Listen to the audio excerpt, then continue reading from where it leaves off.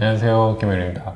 오늘 이 시간에는 단순 봉합수술에 대해서 한번 알아보도록 하겠습니다. 이 단순 봉합수술, 이게 상해수술에 해당이 될까요, 안 될까요?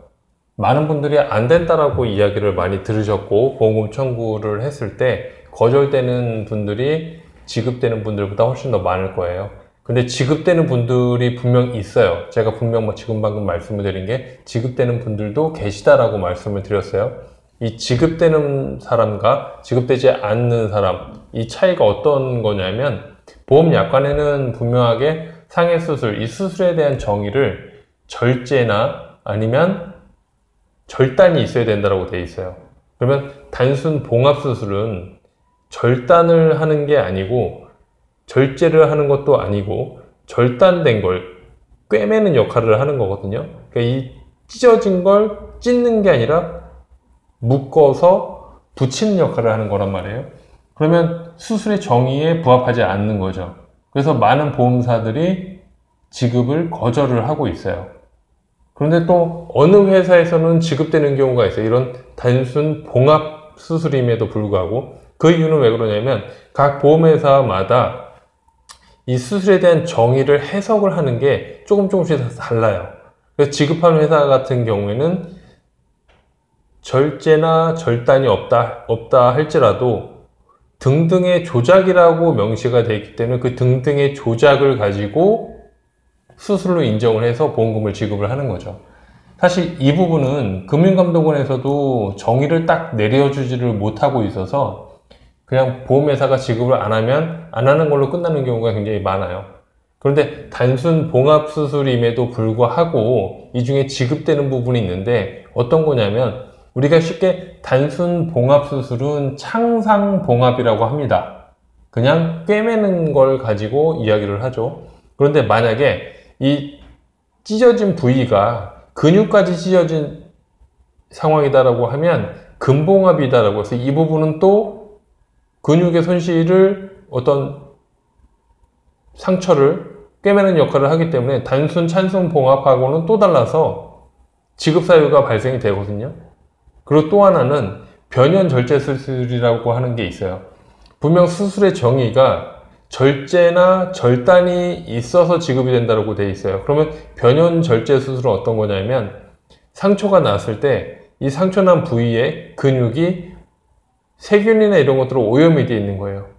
만약에 나무에 넘어지면서 찢어졌다. 근데 그 나무의 어떤 조각들이나 흙먼지 같은 것들이 조직에 들어가 있어서 그 조직이 오염이 돼 있다. 그렇다면 그 오염된 것들을 제거를 하고 봉합수술을 하거든요.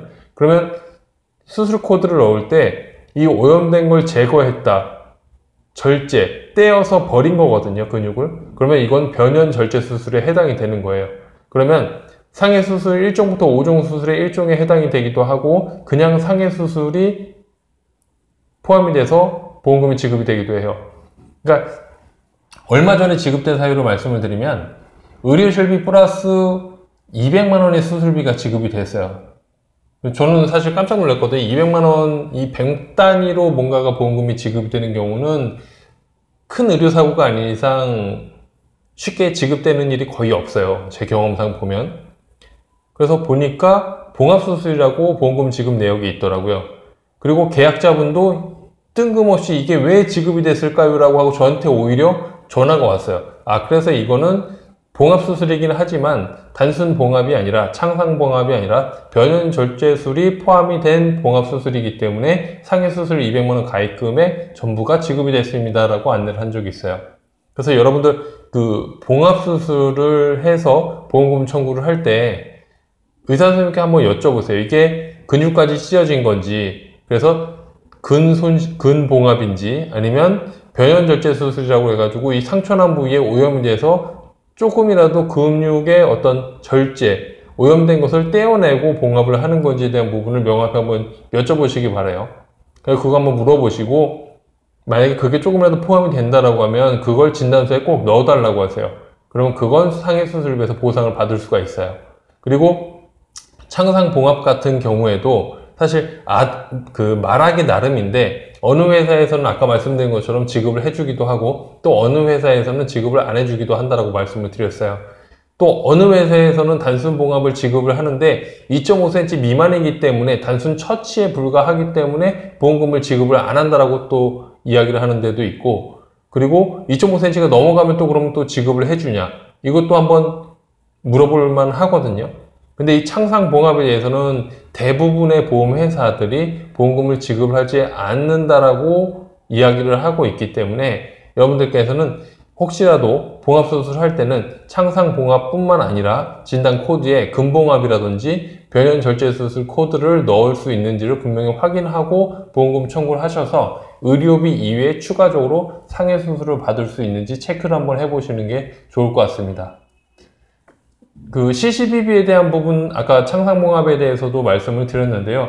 이 부분은 여러분들이 조금 더 강하게 약관에 분명하게 창상봉합은 제외라고 돼 있는 회사도 있고, 이 제외라는 부분이 빠져 있는 회사도 있어요. 그러면 여기는 지급을 회사가 안 한다 할지라도 제외라는 문구가 빠져 있으면 그것에 대해서는 청구를 해서 보상을 받을 수가 있거든요. 여러분들 이런 부분 꼭 한번 체크를 해서 나중에 이런 사고가 발생을 했을 때 보험금 청구하실 때 참고하셨으면 좋겠습니다. 감사합니다.